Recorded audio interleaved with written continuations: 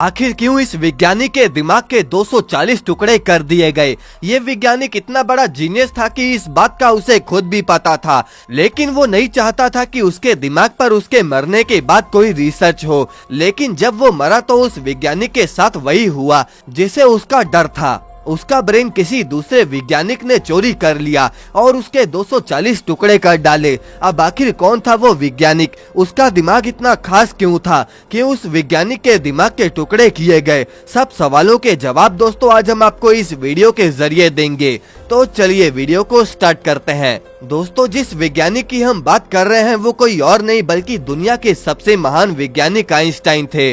18 अप्रैल 1955 में जब आइंस्टाइन का इंतकाल हुआ तो ऑटोप्सी के लिए जो डॉक्टर आया उसने चुपके से आइंस्टाइन का ब्रेन चुरा लिया, क्योंकि वो ये जानना चाहता था कि दुनिया के सबसे होनहार साइंटिस्ट के दिमाग में आखिर ऐसा क्या है। आइंस्टाइन का ब्रेन चुराने वाले डॉक्टर का नाम था थॉमस हार्वी। जब हॉस्पिटल को थॉमस हार्वी की इस हरकत का पता चला तो उन्हें काम से निकाल दिया गया। अब इसके बाद थॉमस हार्वी आइंस्टाइन के बेटे से परमिशन लेने में कामयाब हो गए कि वो उसके बाप के स्पेशल ब्रेन में छुपे राजों से पर्दा उठाकर दुनिया के सामने लाना चाहते हैं। डॉक्टर हार्वी दोस्तों सिर्फ पोस्टमार्टम ही करना जानते थे और इसीलिए वो आइंस्टाइन के प्रिजर्व किए ब्रेन को पेंसिल्वेनिया ले गए और वहाँ फोटोज खिंचवाकर उस ब्रेन के 240 टुकड़े कर डाले। उसने उन ब्रेन के टुकड़ों को अपनी बेसमेंट में छिपा दिया। इस बात का पता जब थॉमस हार्वी की पत्नी को पता चला तो दोनों में खूब झगड़ा हुआ और डाइवोर्स हो गया। अब इसके बाद कई साल गुजर गए,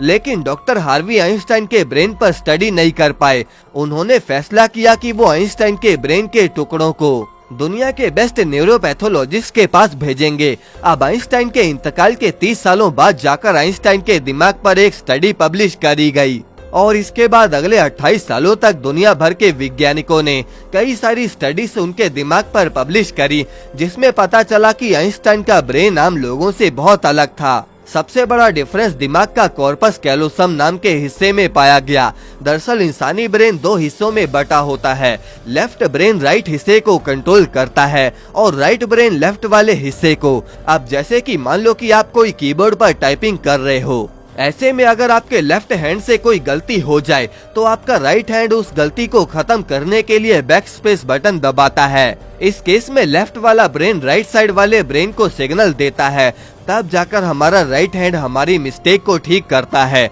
ब्रेन के दोनों हिस्से जिस चीज से कम्युनिकेट करते हैं उस चीज को कॉर्पस कैलोसम कहा जाता है।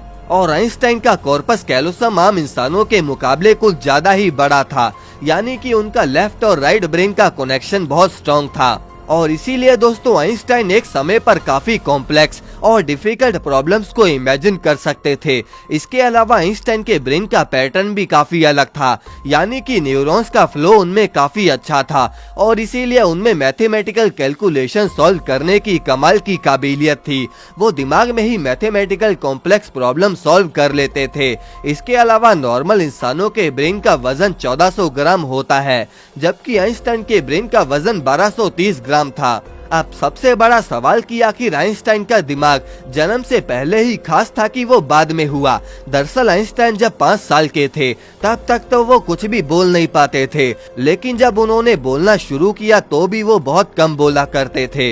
वो स्कूल में सिंपल टेबल्स भी याद नहीं कर पाते थे, जबकि जो चीजें सॉल्व करी जा सकती हैं उनमें उन्हें कोई भी पीछे नहीं निकाल सकता था। बाकी सभी सब्जेक्ट्स में वो फेल होते थे, लेकिन मैथमेटिक्स और साइंस में वो टॉप करते थे। 12 साल की उम्र में एक टीचर आइंस्टाइन के पास अपनी एक ज्योमेट्री की बुक भूल गए थे। आप हैरान हो जाएंगे, लेकिन दोस्तों आइंस्टाइन ने एक ही दिन में उस पूरी ज्योमेट्री के कंसेप्ट क्लियर कर डाले। आइंस्टाइन के मैथ्स और साइंस के सवालों से तो टीचर्स भी घबरा जाते थे। तो दोस्तों आशा करता हूँ कि आप समझ गए होंगे कि आखिर आइंस्टाइन का ब्रेन इतना खास क्यों था। आप अपने विचार हमें कमेंट में जरूर बताएं और इस वीडियो को लाइक करके चैनल को सब्सक्राइब जरूर कर दें।